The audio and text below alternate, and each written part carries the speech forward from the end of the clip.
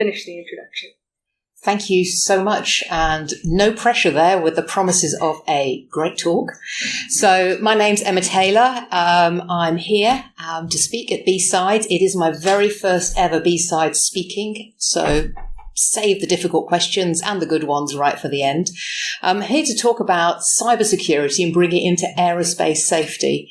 I am relatively new into cybersecurity.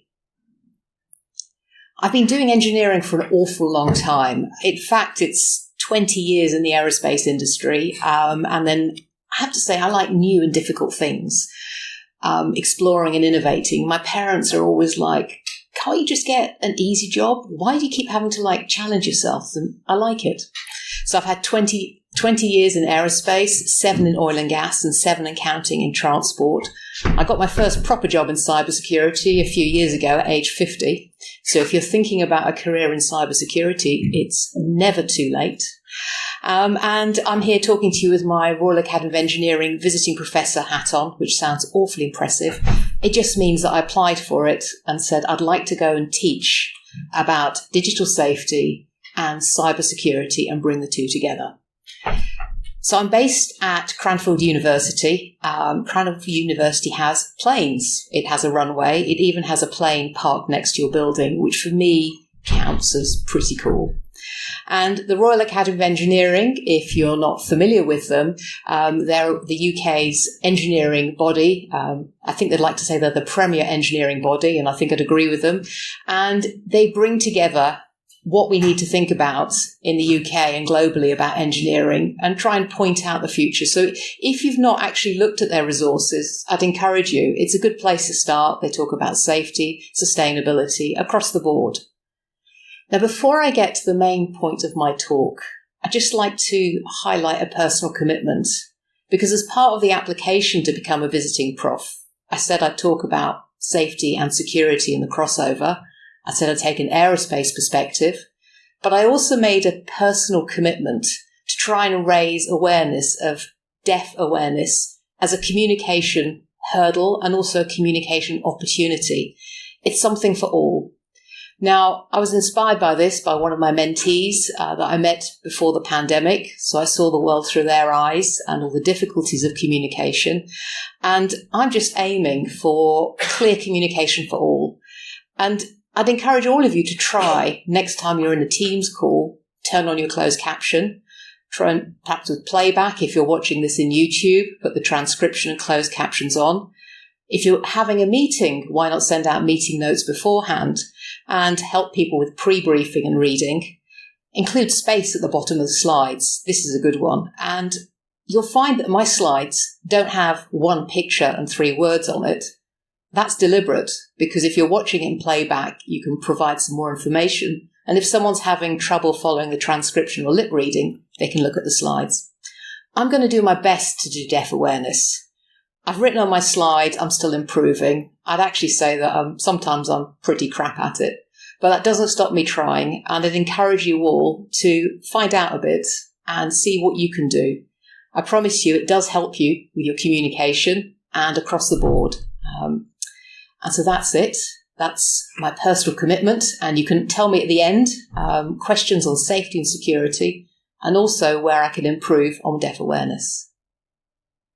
So this morning, I actually opened up the talk description and thought, what did I actually promise to say? Because yes, I turned up with my talk 2/3 written and just finished my last slide about 10 minutes ago. And I saw that I'd said I was going to try and put forward some ideas of how cyber can connect with safety, and to give you all some potential challenges and pitfalls, and perhaps some encouragement as well, that you can take some of the tips from the teaching where I tried to bring together the two using a bow tie method. And it is really welcome to my world, and take away what you think might work for you, any of it, all of it, or none of it. This is all about raising awareness. Now, if you're thinking about security and if you're thinking about safety, where do you start? And the little red box highlights what you can start thinking about. And here I'm now going to go. I'm at a B-Sides conference, and I'm going to go to some basics. I'm going to go to some beyond basics. I'm going to go to some things that you think, surely she's not having to explain this. But actually, from the security point of view, and I pointed this out to safety, you're there to protect the system from people, often with malicious intent. And from the safety perspective, you're there to protect people from malfunction of the system. And I have been in meetings more than once with people with a safety background, and they're actually having trouble believing that people have got malicious intent. They say, why do people do that? Do people do that? And that fundamental sort of challenging thinking was one of the things that I addressed. And this whole room is going, really? But honestly, there's a proportion of people out there that are not yet aware of this malicious attempt. And you can help bridge the gap. So what did I do? I thought to myself, I can go out telling sort of stories and descriptions, but if you're there to teach, you're not just there to broadcast, you're there to educate and encourage people to use the knowledge. So I thought I'm going to round up some stakeholders. That's middle-aged speak for people who think what you're about to do is important, and often people who have money and can back you. So if someone says, I'll be your stakeholder, this is generally speaking a good thing. I put in digital safety and security, with the and underlying, to highlight I was going to look at the overlap. And what I wanted to do was test out the stickiness of like the cyber message to safety people and the overlap by teaching a workshop and classes. And I'm doing that right now. I'm halfway through the visiting professorship. Me being me, do you remember I said I like to do things that are difficult? I didn't apply to teach across one MSc course. I applied to teach across 5+, everything from accident investigation to airworthiness. For additional challenge and difficulty, the academics said, well, you can have 1 hour or maybe 2 or maybe 6 as a trial across our whole MSc to teach about cyber. Non-trivial task. Oh, and by the way, you're funded for 12 days teaching a year. So somehow we've got to highlight that cyber is different to safety, and there's this whole other world that you've got to highlight, and these crossover challenges. So I work in my day job as Cybersecurity, and it's a VC-funded startup, and I've been introduced to that world relatively late, but there's many good things about it. Agile is perhaps an overused word. It introduces smiles and shudders of horror in others. It's certainly something that consultants talk about, but for me, it just means have a go at do something, see what happens, iterate and change. I like the phrase minimize work done. That's something that's got to shape everything. You've seen the constraints. And very much focus on the basics. That cyber understanding, that fundamental, remember that point I said about malicious? That absolutely needs to be put across. Otherwise, you're not building across good foundations. And then, last but not least, I need to persuade the safety people, bear yourself for this line here, that actually cyber isn't all that difficult and to have a go. Because if you describe this whole fantastic complex domain of cyber and IT and OT and information security as the whole scope of reality, people are just going to go, way too much effort for me. I can't do that. That's just for the specialists. And if you take that, then how are you going to get people to bring it on board and incorporate in the discipline? So that sense of have a go. So it's something that I'm doing. So you're probably curious about me and how I ended up in cyber at age 50. And it would take a long time to do the career story. So I'm just going to do a couple of shortcuts. So I'm not your typical B-side speaker. I like Post-its, proof. I love a safety management system. I could talk about standards until the cows come home. And often people think of standards and management systems as boring. But for me, they're a powerful tool that cuts through. I also like blowing holes in things and breaking them. The thing on the right-hand side is a small light gas gun, which allows you to accelerate space debris from 0 to about 5 kilometers a second in about this distance. The NASA guns are much more impressive, but this is the one where I did my PhD. I'm really sorry I forgot to bring the piece of spacecraft with the hole blown in it. That's my bad. I was busy writing my talk yesterday. So creative, curious, and not afraid to sort of push some boundaries. Now, should you find yourself, and you will at some point, in a room with safety specialists, you need to know what's ticking inside our heads in order to start that communication conversation. I remember one of my colleagues, probably about 6 or 7 years ago, getting super frustrated with me because I kept saying no. And safety people, we are there to spot the things that could go wrong that other people haven't thought about and to persuade people that they need to pay attention. There is some similarity here with cybersecurity.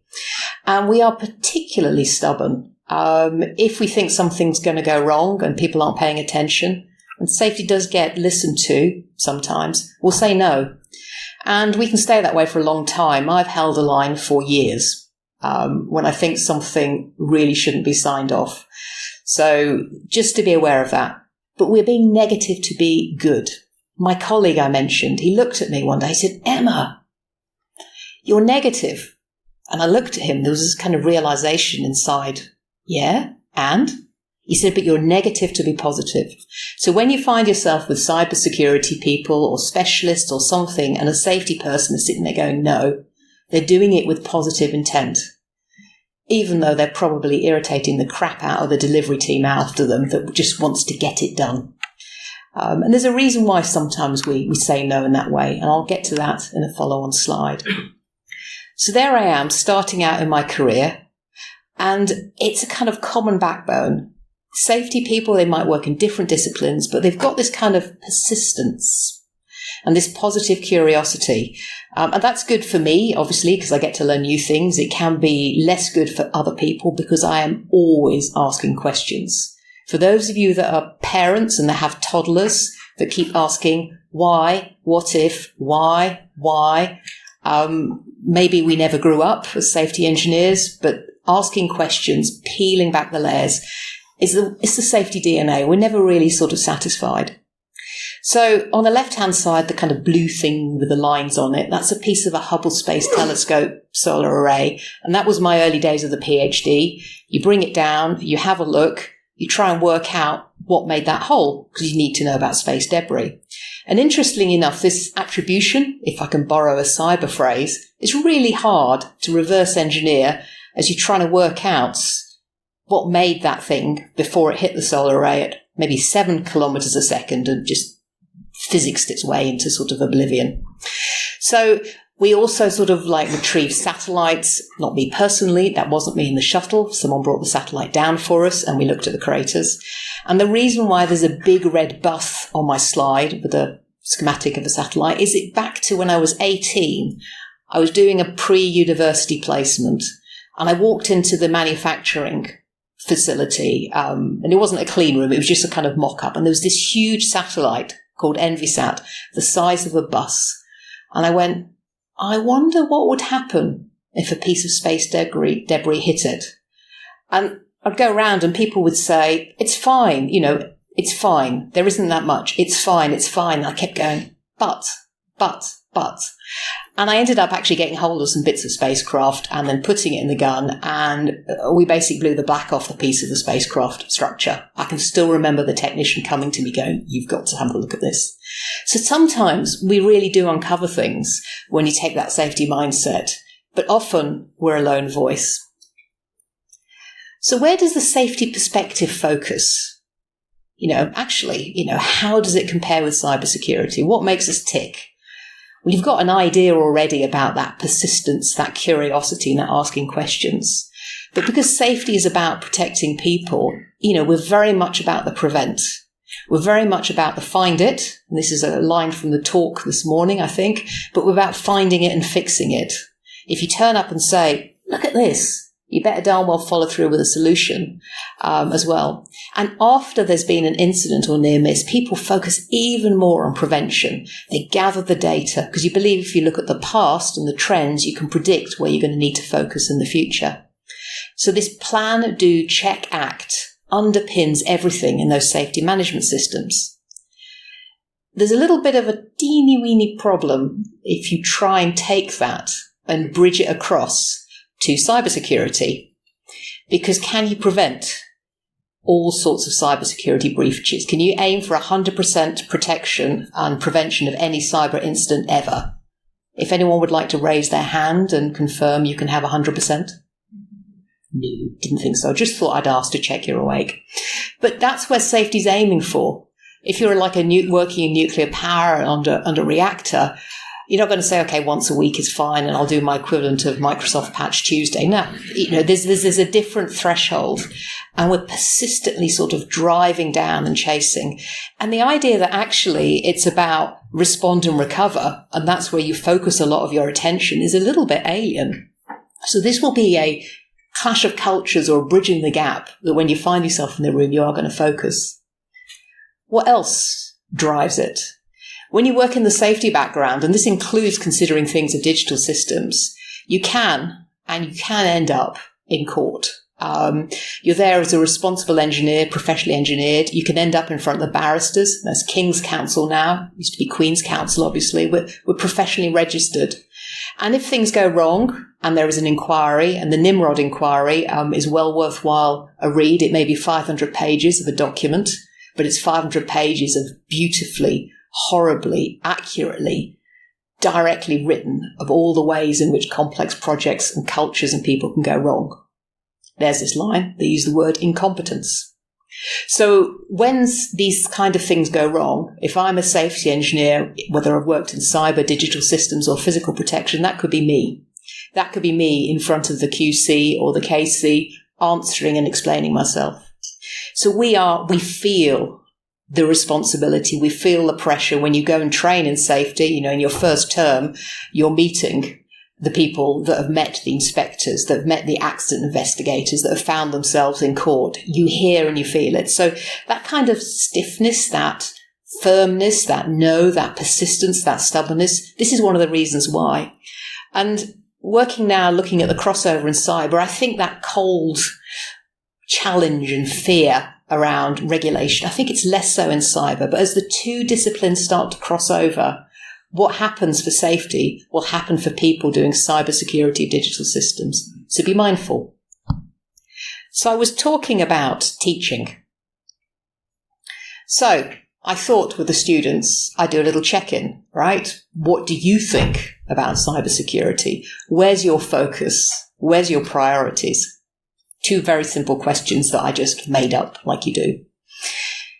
And then there's a little clash. And in my animation, I've got my animation the wrong way around. You've got the answer at the bottom. But what I'm going to do is I'm going to show you the answers that I got. Okay? How important is cybersecurity for you and your role? And the people I was teaching were mid-career in the main and studying their masters alongside their jobs. And they said, yeah, somebody else's issue, but it's rapidly increasing in priority. Do you think that safety is more important than cybersecurity? No, don't know, not sure, don't know enough. So you've got this mismatch, confusion. People don't quite know where to place cybersecurity in their domain. And if you think about that whole context, then, it's a challenge, and people are uneasy when they don't know where to place. And bear in mind, we get a lot of professional enjoyment for thinking about the way this thing can go wrong. I think I wrote the word fun in my abstract. This for me is professional fun, thinking about all the ways I could find myself in trouble and then working out how to fix it. We're an unusual breed.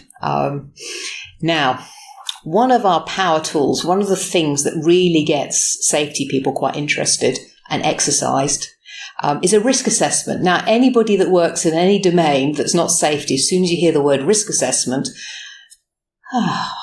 think paper, think procedures, think something you've got to do, think burdensome. But actually, a risk assessment is a way of thinking.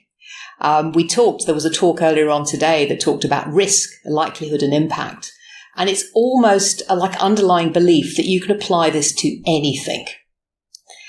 And if you say to someone, actually, I don't think a risk assessment is going to be really useful in this case, their heads aren't going to literally blow up, but you're going to get some fairly funny looks back because it's a mindset. You decide what your system is that you're going to evaluate. You look at the likelihood of things happening. You look at the consequences. You decide what you're going to do about it. You put them in place, and then you monitor and review. Applies to simple, applies to complex. That what was being done incorrectly and incompletely for the Nimrod accident is what's been done for nuclear reactors, trains, planes, automobiles across the board. But It's not a cyber risk review. Don't get the two terms confused. And also, it depends on you having the information available and the knowledge of the system and the system boundary. I think probably the time when I've talked about the difficulties of taking a risk assessment mindset and looking at what happens in practice, just this pause, you're taking away people's fundamental foundations. Actually, no, you may not be able to do a risk assessment in this case, because the risk assessment is the basis of the safety management system, is the basis of the licensing. Take that away. What is there?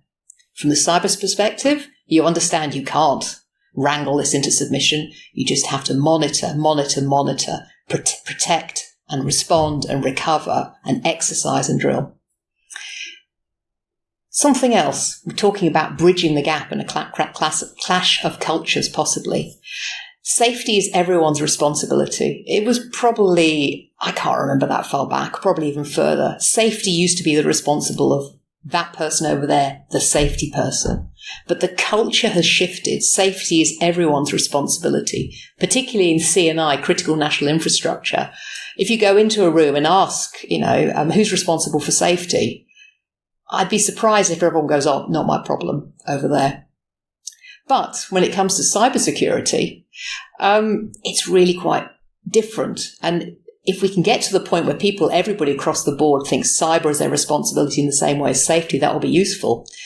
You might have an IT team that's an overhead and the finance director's turning the screws, says, please get it cheaper. You might have a stressed CISO on the board if you're lucky. And one of the things that the safety people challenge with, the idea is that having trouble getting people's attention once they start talking about cybersecurity. Really?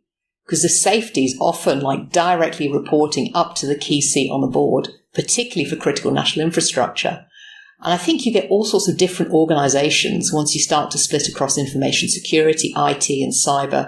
And I'll come back to that. So I mentioned about teaching.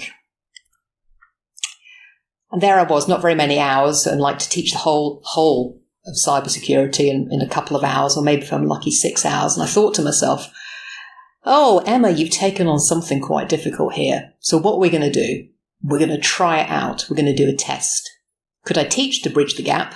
Or would there be a clash of cultures? In my room full of established safety professionals that worked in risk, dyed in the wool, all of the things I've outlined to you. So I gave them an exercise. I made something up. I like making things up.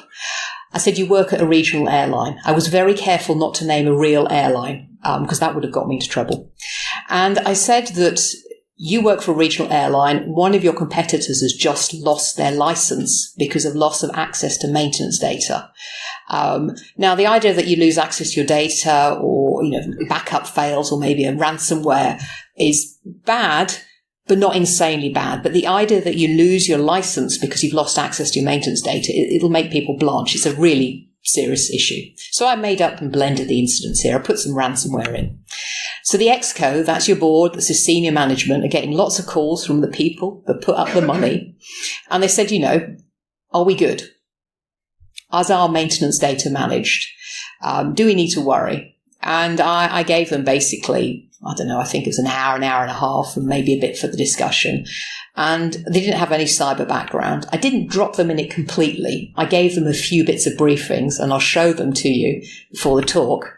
But in a nutshell, I just said, right, off you go. And I'm going to give you maybe 5 minutes to brief the board in this exercise. Tell them, where do they need to focus the resources? What do they need to worry about the most now, and anything else you want to? And that was the brief. Fortunately, this wasn't being assessed for any exams because this is an unfair exercise. But as far as I can tell, nothing in digital security or cybersecurity is fair. It's not the Queensberry rules. There's always a mismatch and a balance between attacker and defender. So what was one of the first things I told them? I got them to think about smart cities.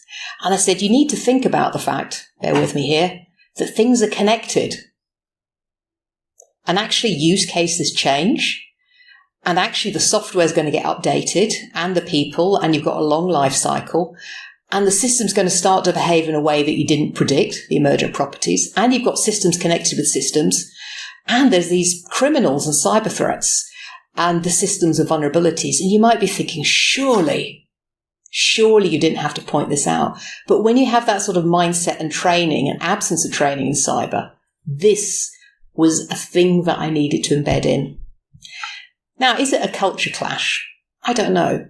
It's stating the obvious. But when you find yourself talking and when you find yourself doing these exercises, make sure this point is there. Otherwise, people will come in with their structured system boundaries that you look at this system with this safety level and this system with that safety level, the connections. Now, fortunately, people have thought about, on the regulatory basis, what you do with aviation. This is called a bow tie. It essentially, the big red dot in the middle is the thing to go wrong that you don't want to have happen. And in this case, it's about mucking around with maintenance data. If you muck around with the maintenance data, you've got problems with your airline aviation. That big red thing on the back is like the threat, the consequence. They call their bow tie Significant 7, which is quite cute. The blue things are the threats. Now, the threats are the things that can go wrong. If you have a damage to your maintenance system, then you're going to have a problem with the systems that operate, and then your plane's going to be in trouble. And then so I said some of these things might be more likely than others. If you've got a ransomware attack or your data's been modified, you might have in-service technical faults. And so they were familiar with this as a presentation. And I said, I want you in this scenario to think about maintenance, look at that, and just think about where things can go wrong. It's a really cruel exercise.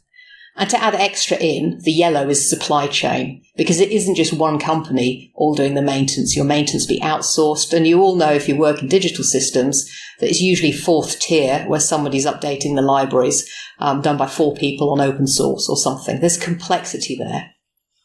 So the teaching exercise, put them into 2 teams.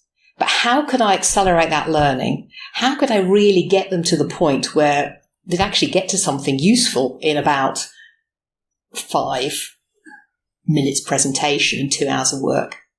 I split them into red team and blue teams, and I had to explain what they were. And then I had to tell them that it wasn't a technical exercise. I just want you to play. I want you to think about, you're a blue team, you work for the company, you're going to look at that whole bow tie and decide, where are you going to worry? Where do you need to focus the resources? Because these are all the activities that the company does to manage that maintenance data, to prevent those blue threats from leading to red consequences. What do you do? Red team, it's your job to find the weakest link. Go away and have a play and see where you think the Exco need to do the resources. And by the way, nobody else is doing this exercise. So it's a mindset rather than a technical exercise. And you've got to tell them where they've got to worry about loss of confidentiality, integrity and availability of the data, because you need the right information at the right time with the right sort of security controls in order to operate your planes, and tell them. And I just let them run. I even chucked a bit extra in, because a last sort of culture clash or bridging the gap is because most people in safety, cyber is just 5 letters and that's it. It's cybersecurity, a thing over there. The whole difference between IT and operational technology, information security, IT, cybersecurity, just one sort of block. A lot of the graphics I'm showing you here are from an IET code of practice on cybersecurity and safety. And my plan is to actually write up a LinkedIn article, put the links in and get it up this weekend. So you can find me on LinkedIn by Sunday, and I should have it done by then. But that's it then. So you have to think about IT and OT. Now I'm watching the time. So I've got about 2-3 minutes left. So I'm going to hop over just a couple of zoom ins in there and say to you, what happened? How did things play out in my experiment to get across digital safety and security with those 7 culture clash challenges, no teaching time, and quite frankly, wanting to get something useful, because if the students thought it was no good, then they probably wouldn't get asked back. So no pressure. So you'd think that given the starting point and given the fact the students were all of a certain background and discipline and training, that the red team and the blue team presentations would be broadly the same. They would zoom in on the same areas. But actually, there was quite a few differences. The blue team stayed very safety. I was popping in and out of the teams' rooms backwards and forwards, right? Systematic, regulator mindset, serious actually. They were justifying how they were doing it, audit trails. They were farming and organizing the information. They looked a bit stressed because they didn't have enough time to do a good job. Now, the red team, that mindset, they went rogue. And I remain astounded at how little time it took them to no longer look like they'd come from that safety structured environment. I'd say about 45 minutes. I went in there, they were organising their logos, they had the hoodies out, psychologically, if not physically, and they'd gone down that pathway. And if there's one thing to take away for how to kind of bridge the gap with safety, is go play with this exercise. It works. I obviously had to encourage them, but I'd kind of encourage them by giving them a task that they couldn't do reasonably in that time at all. There was no chance. That was it. They had to find a different way. And a few of them really got it.